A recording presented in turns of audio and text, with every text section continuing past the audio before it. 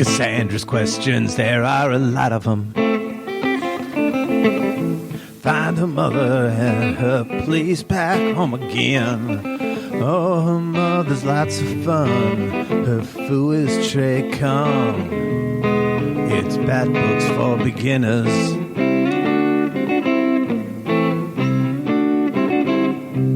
Welcome to Bat Books for Beginners, where Chris and Gerry will cover Batgirl, Destruction's daughter. Listen to their jolly banter. Dream of a world that needs no cape nor cowl. Realize these guys are just having fun. Anyway, Shiva is having none of it.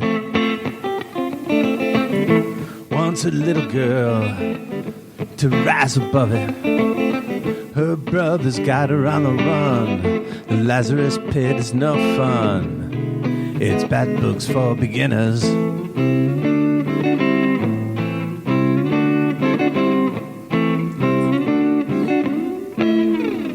Hello, and welcome to this edition of TBU's Bat Books for Beginners, episode 169. My name is Gerry. And I'm Chris. And we are your hosts. On Bat Books for Beginners, we will examine story arcs with Batman and related characters. We'll give you the historical background of the book, break down the plot and the art, and give you our opinions so you can decide for yourself if they're worth a read. Today's Bat Book Chris and I are covering is Batgirl, Destruction's Daughter. Chris, tell us a little bit about this book. Thank you very much, Gerry. Hello, Bat fans. Thank you for downloading and spending some of your time with us today.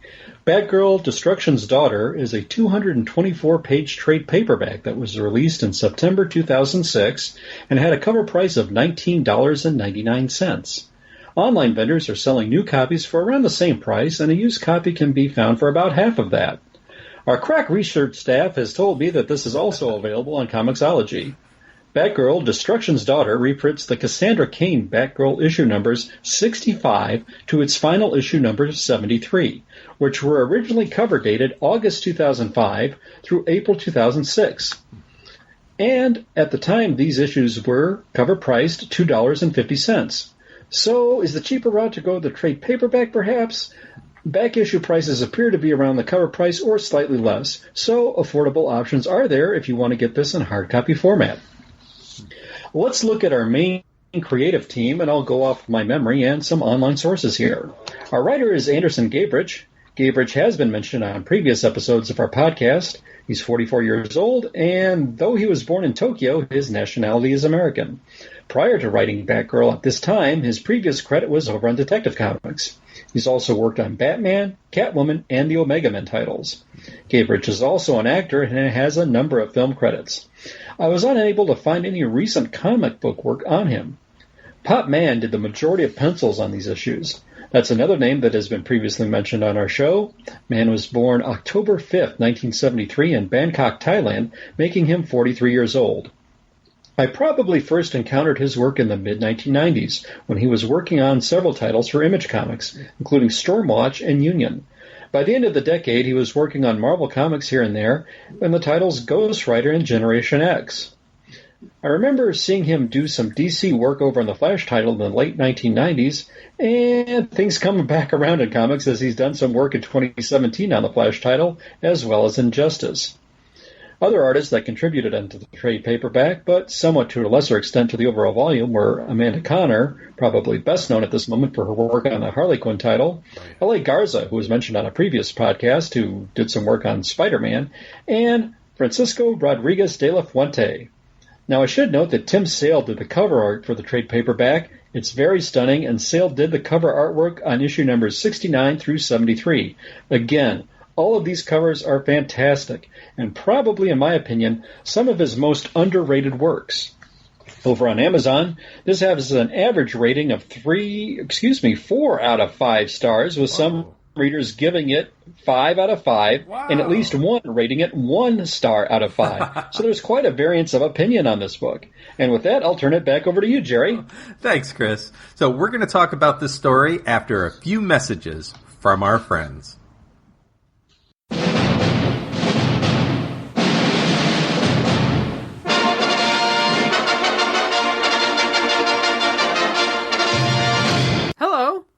Do you enjoy movie scores?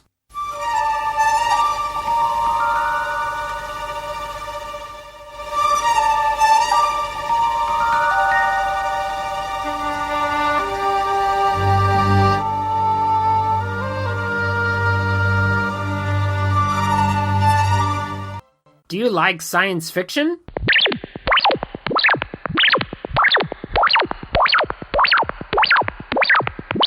Do you like fantasy?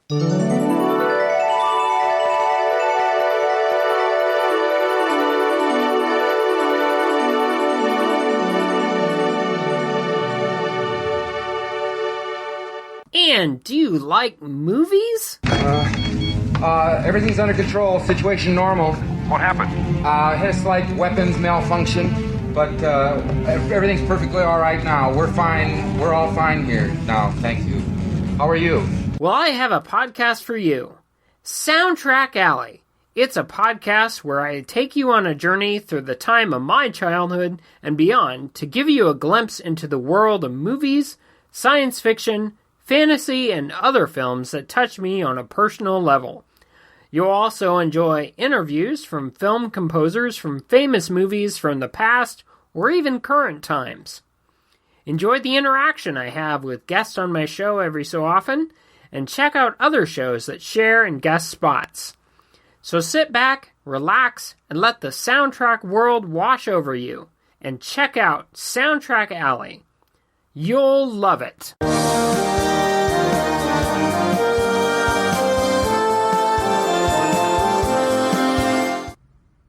Welcome back. So, let's get into the story of Batgirl, Destruction's daughter. Cassandra Cain wants to know who her mother is. Not even Batman, the world's greatest detective, knows for sure. The two suspect that it's Lady Shiva. Cassandra visits Onyx, who knew Shiva from the League of Assassins. She recalls that Shiva's real name is Sandra Wu San from Detroit. Cassandra notes the similarities of their names. Sandra, Cassandra. Cassandra visits her father in jail. The first time she goes as a visitor and gets nothing from him. The second time she breaks in.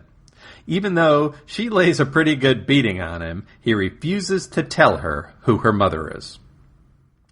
Cassandra hits the road in search of her mother. She runs into Zero before she leaves, the kid with the arm tattoo that's been following her around. She gives him a ride on her motorcycle and the two kiss. She likes that feeling. Cassandra drops him off and heads out on her journey to Detroit to find out more about her mom. She gets into a bar fight with a giant pig man named Baracco on the way and leaves him unconscious at the bar. She finds her way to Detroit at the only address she has for Sandra Wu San. She finds an older woman that has been in the neighborhood for a while and shows her a picture of Shiva, hoping to spur on a memory. Before she can answer, the pigman, who's been following her, arrives on a motorcycle. The two fight again. His large size makes it difficult for her to beat, but she manages to kick him in a vulnerable spot. The pigman throws a car at Cass, which hits the older woman. Luckily, the older woman turns out to be a fighting robot that defeats the swine. Cass finds Bronze Tiger, also from the League of Assassins. He tells her that Ra's al Ghul created the League to protect himself. Her father, Cain, learned how to more effectively train children to be League members, but Bronze Tiger does not know where Shiva is now. Cass calls into Oracle to help find Shiva. While Babs is on the case, Cass spars with Black Canary. Canary had been in training with Shiva. Babs is able to find Nysa Ratko, Ra's al Ghul's eldest daughter, somewhere in the Balkan Mountains. They believe that Shiva might be with Nysa. Cass believes that Shiva is the new Sensi for the League of Assassins. They fly to the Balkan Mountain hideout, and thanks to a canary cry, Cassandra is able to jump her motorcycle onto the side of the mountain. Nysa sees Cassandra's approach, but allows her to enter the base. Lady Shiva is in fact Sensi for the League of Assassins and is training a bunch of baddies. Cass finds her way into the training room. Instead of fighting her, the students bow to her, calling her the one who is all, because she beat Shiva. Shiva says they're her students now, and introduces some of them before she attacks Cass. As they fight, Cass asks if Shiva is her mother, but Shiva does not answer. The fight is broken up by Mr. Freeze hitting Cass with his ice gun, her body frozen in place. She watches the students sparring while Mr. Freeze visits his dead wife. Nysa, who has a reusable Lazarus pit, is using Freeze's wife to motivate him, so he will create a weapon that will turn half of the world's oil to ice. Nysa tries to enlist Cass into her father's genocidal business, but to no avail. Batman's teachings have changed Cass. She talks with Freeze, who says that when he finishes the weapon he's working on, Nysa will use the Lazarus pit to bring his wife back to life. Nysa is making adjustments to the pit to accommodate her particularly decrepit situation.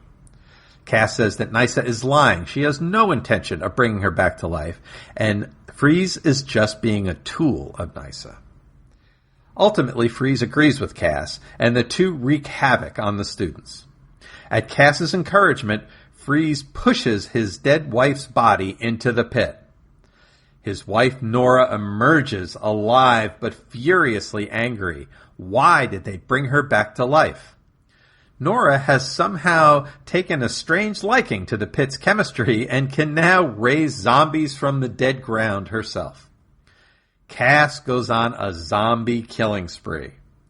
Freeze pleads with Nora to stop fighting, but she thinks that now she's a monster and must act that way. There is much fighting.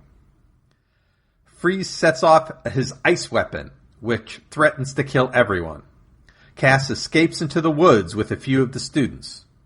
Shiva has some students of her own and tracks them. The two groups confront each other and they fight some more.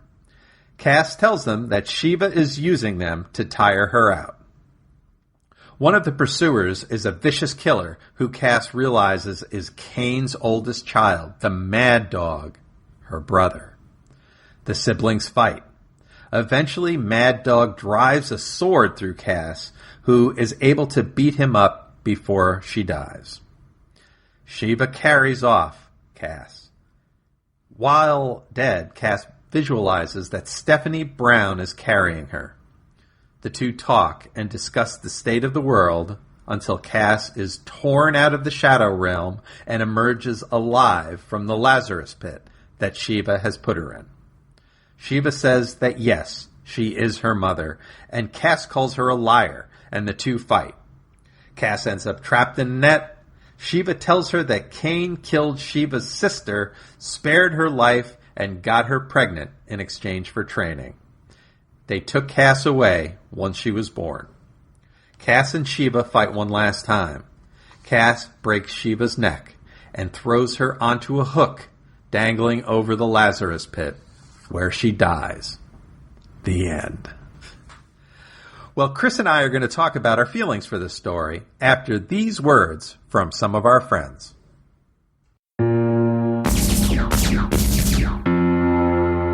Trekker Talk, a fan podcast devoted to the adventures of 23rd century bounty hunter Mercy St. Clair from the pages of Trekker Comics by creator, writer, and artist Ron Randall. I'm Darren. And I'm Ruth.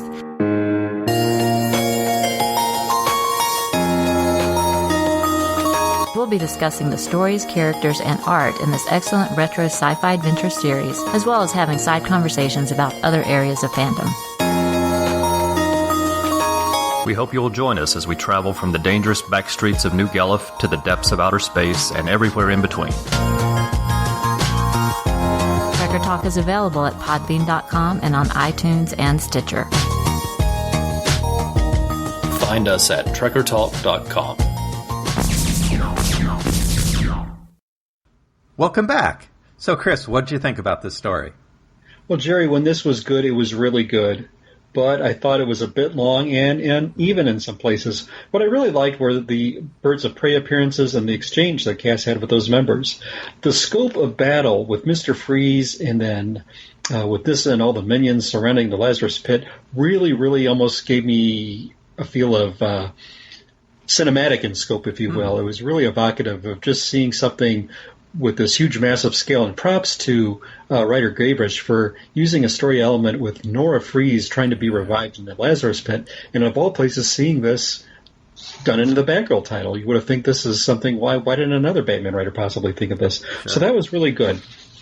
I think we have some other issues to meet out, but I thought this was good, but not great. And before we dive into further, what were your initial opinions? Well, I am a big fan of Cassandra, so I think she's terrific, and they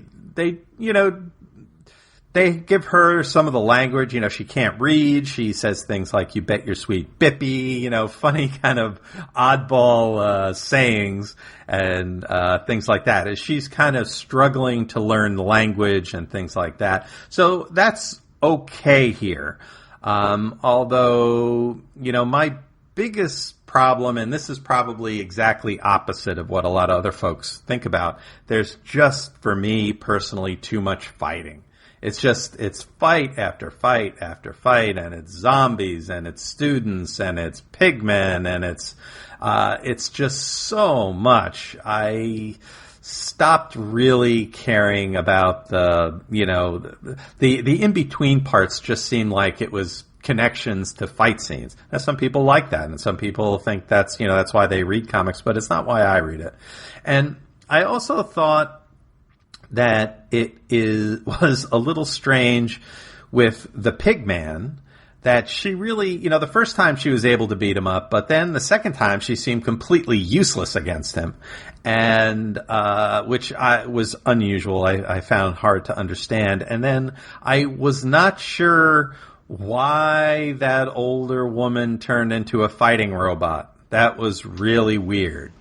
Gerry, if I'm trying to reach my memory back a little bit, I could be mistaken, but I think this was around the time that there was this whole OMAC tie-in, which was this over an Infinite Crisis, and I think it went spread over to DCU's Brave New World stuff. I'd have to double-check, but I think that's what was going on, which was, like you said, almost inexplicable here. I think a lot of these OMACs were somewhat sleeper agents, if you will, that came back and got revived in some sort of conquest, which led over to a tie-in. Mm-hmm. Now, you would think the cover would have said OMAC tie-in on like the thing when we have like the back in Crisis or Legends, the miniseries from the 80s, where you knew an event was tied into another title. We didn't get that respect as a reader here, nor was there any editorial note like please see events which happen over here to figure this out. But I'm pretty sure that was an OMAC tie-in. Last trade paperback that we reviewed did the same thing. We had Chemo being dropped in Bloodhaven. Oh, right. And I think the ramifications were felt and carried over for a different story arc in another title, which, as I'm going through these trade paperbacks that we're reviewing for this show, is really kind of cringeworthy. I kind of almost grit my teeth when we get all these other tie-ins to other events that we, as a new casual reader, or even someone who may have read something, but it's been so long, we have no idea what we're looking at this point. Yeah, I guess I wasn't thinking of this in that context of the time. But that's a great call out. Great call out. Now, one thing that another thing that obviously we've read recently is that we've seen on this show, we've talked about Nyssa before. We saw her in Death and the Maidens, and we knew that she had this reusable Lazarus Pit, which is a special Lazarus Pit, which I think is an interesting wrinkle. I would like to know where this is in relation to that Ra's al Ghul Year 1 story, that there were no Lazarus Pits. I'm not exactly sure about what happened when for these, but that's just a little kind of asterisk that I want to go and look into. That's a good point, and in our defense, I think we've been more or less been reading these chronologically as they've been coming out. But that said, who's to say when something comes out, because a writer from another doesn't necessarily follow continuity. They follow their own continuity just for the sake of a story. So if you do find something, let me know. But who knows? For all, it could just be at the whim of the writer, for thinking, put this story element in and, let somebody else sort it out. Right. Now, another callback to the most recent Cassandra story we did was we talked about that guy with the tattoo, the zero with the line through it tattoo on his forearm. He shows up here again, and he gets a name this time, Zero. So, yay, we meet Zero. And another thing that I did like somewhat is them showing that Barbara Gordon really does care about Cassandra and is really trying to help her ultimately, if she wants to or if she can, to become kind of a Batman replacement. And I thought that was interesting. She needs to be able to read if she's going to be, the Dark Knight. So she's really trying to help her. I like that. And her friendship with Black Canary, I always love to see Black Canary, too, in these. And that was fun. Yeah, Jerry, I'm glad you mentioned Zero, because there was a scene where you've got this pure joy that Cassandra had spending time with him. I think they shared a motorcycle ride. I think they spent some time together. And you could just see how fulfilled she was with that human contact, with that human interaction. And it's a shame that this wasn't explored more. This was around issue 65, and at the time, this goes up to 73. I have to wonder, at what point did the editorialship find out that this title was going to be axed, and was this a reason why that story plot device wasn't carried up upon? It's a shame, because I think this would have really enhanced the story more, and this was somewhat of an interesting character, but we never really got to know him. Yeah, and for what you said, it was it was a lot of pages, and the Zero part was maybe 3 or 4, maybe, and it was part of my favorite part of the book. And I wanted to see more about that.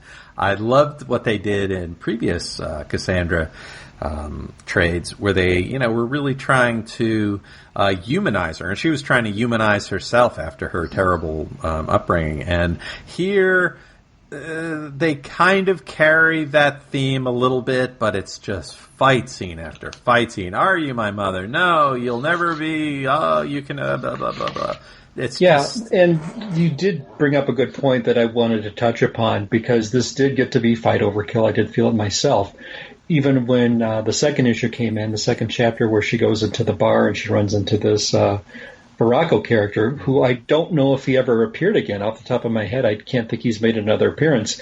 But what's this guy's backstory? We have no idea. He's this... looks like a mutant, if you will. He sort of with a big appearance, and he almost goes toe-to-toe with Cassandra, with just almost looking invulnerable and everything else. Maybe not quite the disciplined fighter, but just with raw strength, he's got it. And I don't know if this guy's ever showed up again since. It kind of was a weird part of the chapter, and I think when you have this story that's being played out, who's my father, interspliced with fight scene, it got to be a little bit repetitive almost. I thought the best fight sequence was that around the Lazarus Pit, where you had all the characters and players involved, and I thought, wow, okay, can't get any better than that. I'll let out a huge exhale. Oh no, wait, there's another fight in the snow where Cassandra gets killed. Oh no. This was it was a really tough read in some places and a really nice read in some others. But I was really with you on the fight scene stuff. It's that. If this pig guy, if he's going toe to toe with Cassandra, why doesn't he have his own book? Right? Yeah, and where did he come from, and what's his origin? We never really got any piece of the puzzle there. Yeah, so... and I also was a little confused at the end, because through most of this story, most of the issues, Shiva's wearing kind of a red jumpsuit, and Nyssa is wearing kind of an open front, I don't know, 60s disco costume, right? But then they seem to swap. So the last scene where Cassandra and Shiva are fighting, Shiva seems to be in a kind of a disco costume. And, from the dialogue, it was pretty clear that it's Shiva. But, I had to read it a couple of times to make sure. So that was a little confusing at the end, which was unfortunate. I agree. I was with you. I was a little lost at that spot. And I think one of the covers sort of had the miscoloration as well, because is that Nyssa on the cover, or is that Lady Shiva? I didn't know. I couldn't tell. Well, and the first time I read it, I thought, oh yeah, I think that's Shiva. I decided it was Shiva. And then I started thinking about it, and then I thought, well, where does Nyssa show up again later? And I thought, is this where she dies? Maybe that is her. And I had to go back and check. A little confusing ending. Absolutely. I'm trying to look through my notes to see if I had any other points. We both addressed the fighting quite a bit and the issues we had with it. Right. That said, I don't want to paint a picture that this was a very gory book or a very overly violent book. In other words, I think this would be suitable for a kid if they were to read it. Mm-hmm. But it was just a lot of repetition in the fight scenes. That said, I don't think this was, I hate to say it in a slang sense, but comic book violence. This wasn't gory or graphic in any way, in my opinion. Absolutely. What did you think, Gerry? I totally agree. It was just fight, punching, kicking, maybe some bloody noses, I guess probably the bloodiest thing maybe was Nora. Maybe she was kind of icky, and maybe Cass getting it through getting the sword. Maybe that was probably pretty graphic, but I mean, not very graphic though. Not just probably the most violent things that happen. I agree with you. This is for all the fighting. It would be fine for a younger reader. What would and if anyone's more versed in the Cassandra Cain Batgirl run, if they've done deep dives in this, I would really like to know what the circumstances is this title ending. Mm-hmm. It seemed like this was a story in progress that had a kind of an abrupt ending, in my opinion. There was one little phase where it almost started to turn into a fable, being framed with the story action going involved in it. That was kind of weird, in my opinion. It threw me just a little bit, but I sort of, as a reader, went with it. But we had all these subplots, and it looks like it was leading to something, but all of a sudden it just turned into this epic, and it had an ending. And I really wonder if there's anyone who knows. I would really love to know when the decision was made to cancel this book, and because it looks like some things were just never followed up upon. And if any listeners know out there, please contact us. Please let us know. Yeah, all those flashbacks, like fables. You're right. They were almost like mythological. There was a girl and she did this, and it was. It looked like it was going to be interesting. It just never was. Right. So, what would you rate this book if you had to? Gerry, I was so torn between a 2.5 and a 3. There were a lot of great things I liked about it. The interaction that Cassandra had with Zero, the interaction Cassandra had with the Birds of Prey group. There was some good stuff with her, with each member of the group. Barbara, Dinah, even some stuff with Lady Blackhawk. Yeah. Everybody was pitch perfect in voice there, and that was really great. I also really liked, and I said it before and I'll say it again, the stuff with Nora and Freeze. That was an intriguing plot device. I thought that was very, very, very clever. But we had all this other stuff, that the redundancy of the fight scenes and everybody being tight-lipped up and down the line, getting quizzed by Cassandra as to the identity of her mother. Theories. Cain saying he's not going to tell you. Her going to Brun's Tiger. Kid, I can't tell you. Yeah. Where does it end? Yeah. So you would think, she was titled to this. I am going to go give it the benefit of the doubt. There were more things I liked than disliked. I'm going to give it a 3 instead of a 2.5. 3 batarangs out of 5. Where do you land on this? I would do the same. I would give it a 3 for all the reasons we talked about. I'm torn between a 2.5 and a 3. I'll give it 3 for those reasons, plus just because I like Cassandra. I'm going to give her the benefit of the doubt. So 3 batarangs for myself. Now, do you think this is a must-read, and who would you recommend it for? I would recommend it and call it a must-read for, obviously, a Cassandra Cain fan, a Cassandra Cain completist. If you're a Mr. Freeze fan, I think this is an overlooked piece of work that you should take a peek at. Mm-hmm. Lady Shiva got some stuff there. Mm-hmm. Boy, would I call it a must-read? No, not for the casual Batman fan. I would recommend it with some reservations, but I just can't put it in the must-read category. It's very, very good, but just I can't move the needle to that spot. How about you? Yeah, I totally agree. I don't say that this is a must-read. There are other stories that I would say should be read much higher than this one. And again, I would recommend it at this point to Cassandra Cain completists. We get at least the reveal that Shiva is her mother, even though Cassandra doesn't believe her, but at least it's a kind of a step in Cassandra's development. So you've got to be a completist to really, have to read this one. Sounds good. Yeah. Okay. Well, now, Bat Books for Beginners, this podcast, is part of the BatmanUniverse.net network of podcasts. We offer all the Batman-based weekly comic book reviews, news, and some great podcasts, including the flagship comic podcast, Everyone Loves the Drake, Batgirl to Oracle, and many, many more. If you like what we offer, please consider donating to us at the TBU Patreon account. You can find a link to the Patreon account on the BatmanUniverse.net website. Now, Chris, you are on Twitter at... Yes. Yeah. Thank you very much, Jerry. I can be found at Twitter. My handle on Twitter is at BTO and Batbooks. That's at BTOAND BATBOOKS. BTO is not for Bachman Turner Overdrive, but is for Batgirl to Oracle, the other podcast that I appear on. You're taking care of business.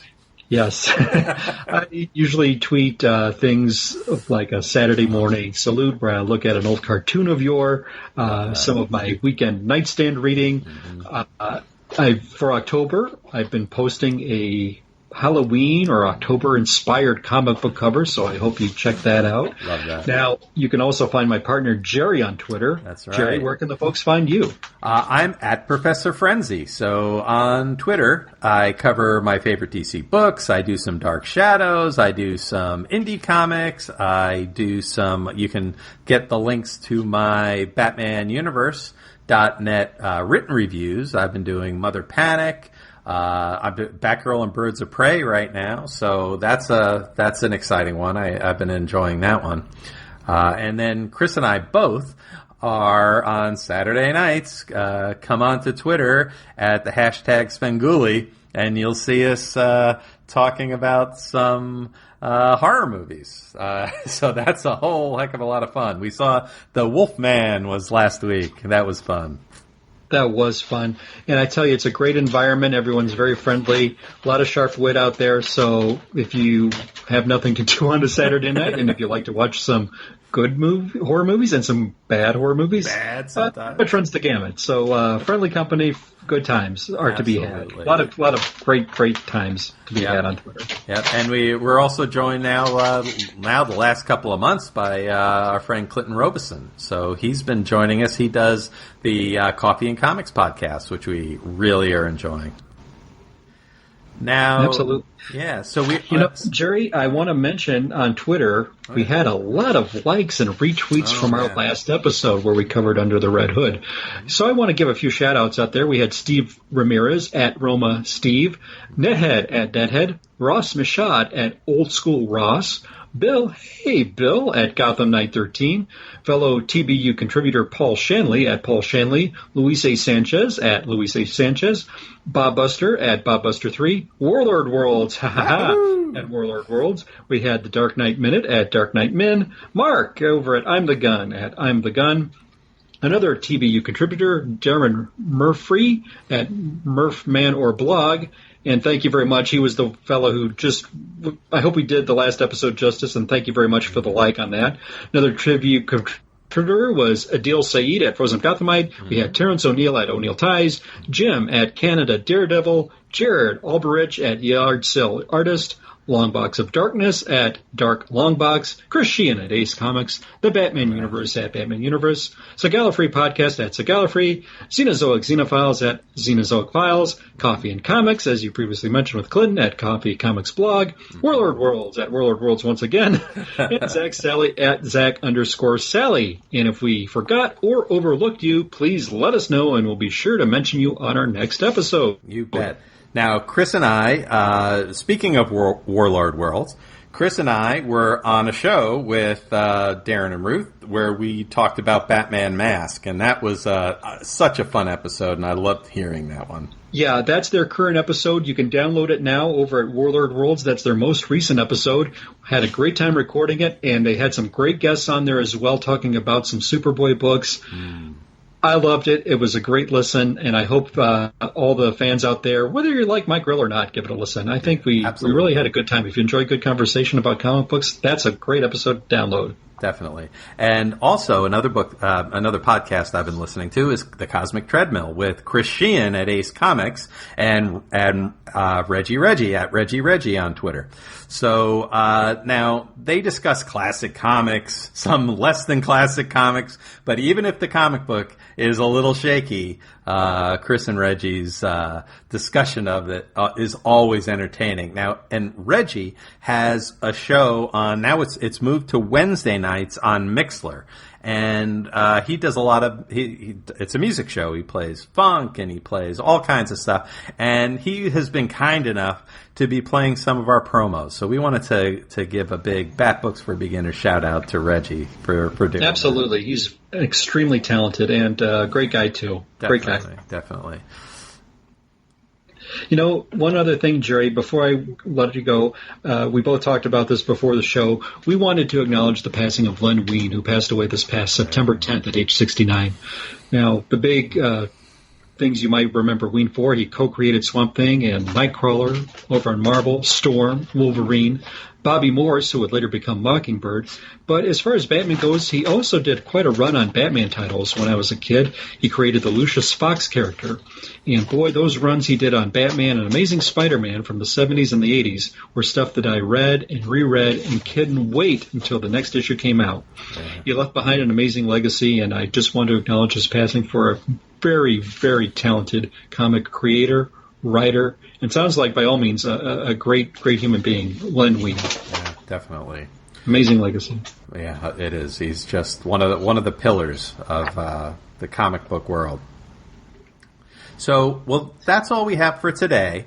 I just wanted to mention one thing, Chris. This is our 20th episode. Hey, awesome. Congratulations, Jerry. Congratulations, Chris. At least 20 times 20 more. I agree. This has been so much fun. And I think that everybody can tell we're having a good time together. Absolutely. So, where's the time gone? It doesn't seem like 20, has it? 20. It's amazing. I guess it's since the beginning of the year, and it's October. So, yeah, wow. It's 20. I still love doing it, so hopefully you haven't got tired of me. I haven't got tired of you. Nope, I'm in. I'm all in. So I hope everybody joins us in 2 weeks when we will be reviewing 52. So that should be an interesting one. Come back and see what we think about it. So my name is Jerry. And I'm Chris. And thank you for listening to Bat Books for Beginners.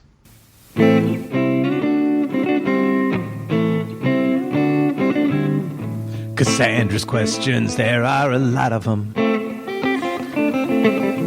Find her mother and her place back home again. Oh, her mother's lots of fun. Her foo is tray come. It's Bat Books for Beginners.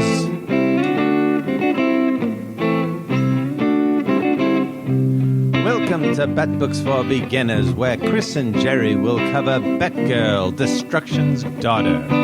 Listen to their jolly banter. Dream of a world that needs no cape nor cowl. Realize these guys are just having fun. Anyway, Shiva is having none of it. Wants a little girl to rise above it. Her brother's got her on the run. The Lazarus pit is no fun. It's Bat Books for Beginners.